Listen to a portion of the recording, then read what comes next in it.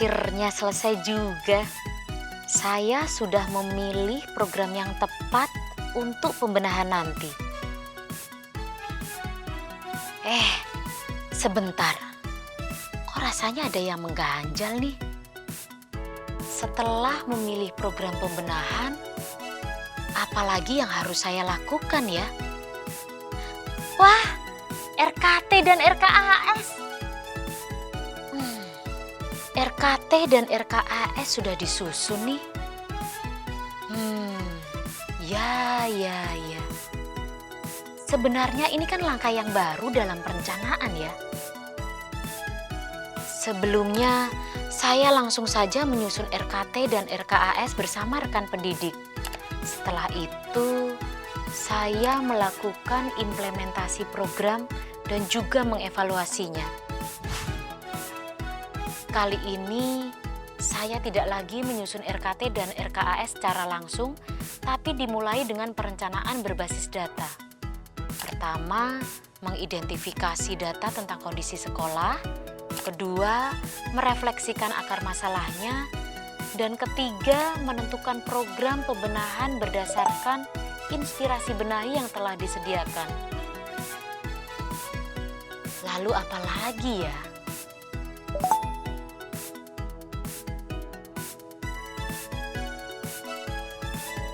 Oh iya, sekarang saatnya saya menyesuaikan program pembenahan yang telah dipilih ini dengan kondisi satuan pendidikan dan kondisi peserta didik saya.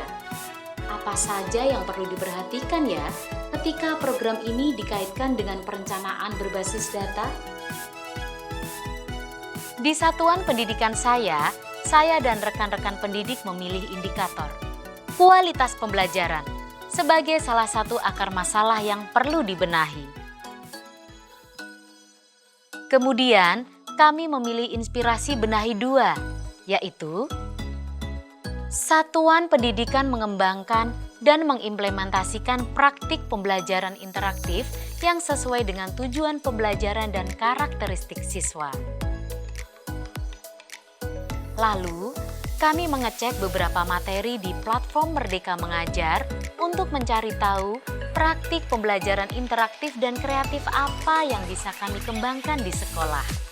Kami mempelajarinya dan mencoba untuk mempraktikkannya.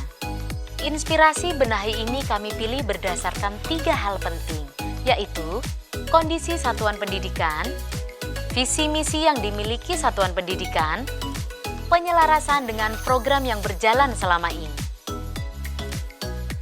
Seperti apa pengelolaan programnya? Mari, sini saya jelaskan. Kondisi satuan pendidikan. Pertama, inspirasi benahi yang kami pilih tentu saja harus berdasarkan kondisi nyata di satuan pendidikan kami. Saya mengecek dan memastikan dengan fakta yang terjadi di lapangan. Tantangan yang dialami di satuan pendidikan pasti berhubungan dengan indikator akar masalah yang perlu dibenahi. Lalu, pemilihan inspirasi benahi yang paling tepat adalah yang sesuai dengan kebutuhan. Kebutuhan tiap satuan pendidikan bisa saja berbeda. Oleh karena itu, memilih program pembenahan yang sesuai dengan fakta, kondisi, kebutuhan, dan tantangan yang terjadi di satuan pendidikan menjadi poin yang utama. Visi misi yang dimiliki satuan pendidikan. Kedua, program yang kami pilih juga tidak terlepas dari visi misi yang dimiliki satuan pendidikan.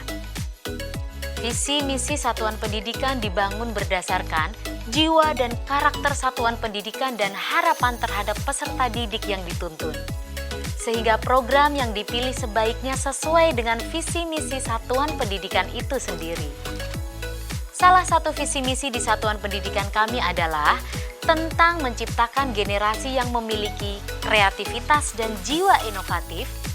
Maka, peserta didik juga butuh teladan, yaitu pendidik yang kreatif dan interaktif dalam mengajar.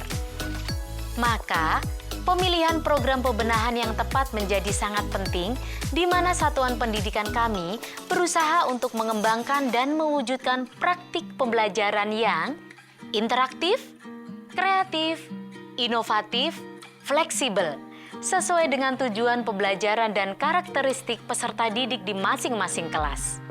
Ini akan diusahakan oleh seluruh rekan pendidik di dalam kelas yang mereka ampu.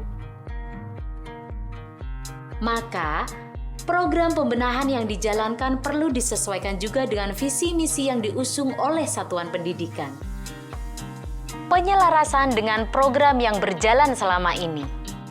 Nah, yang ketiga, program yang dipilih sebaiknya selaras dengan program yang telah berjalan selama ini, sehingga satuan pendidikan dapat lebih fokus mengoptimalkan hasil dan tujuan dari program yang dipilih. Tujuan utamanya tentu saja program-program yang berpusat dan berdampak pada peserta didik. Tiap satuan pendidikan pasti memiliki prioritas program yang direncanakan setiap tahunnya. Ini didasarkan pada kondisi di daerah, arahan dinas pendidikan, arahan yayasan, kesepakatan warga sekolah, misi yang ingin dicapai satuan pendidikan di tahun tersebut, serta program yang telah berjalan rutin setiap tahunnya. Ternyata banyak juga yang harus kita perhatikan nih, Ibu Bapak. Jadi, benar ya bahwa proses IRB, identifikasi, refleksi, benahi ini adalah sebuah proses awal. Setelah pemilihan program pembenahan, masih banyak lagi langkah penyesuaian yang perlu diperhatikan saat mengelola program. Kita tetap perlu melakukan beberapa tindakan demi program yang berdampak pada peserta didik, seperti mengajak seluruh warga sekolah untuk terlibat dalam perencanaan maupun proses pengambilan keputusan terhadap program yang hendak dilaksanakan. Memahami dan menggunakan keseluruhan data, baik yang ada di platform rapor pendidikan, profil pendidikan, maupun lembar PBD demi memahami seluk-beluk satuan pendidikan kita. Melakukan evaluasi secara berkala untuk memastikan langkah yang kita ambil ini tepat atau perlu perbaikan ketika program berjalan. Dan membentuk lingkungan yang dapat saling mendukung dalam implementasi program. Tujuan akhirnya tentu saja demi peserta didik yang kita tuntun dan arahkan. Banyak hal yang masih perlu kita pelajari. Saatnya mulai bergerak ke tahapan berikutnya. Kita pelajari di topik pelatihan mandiri berikutnya ya.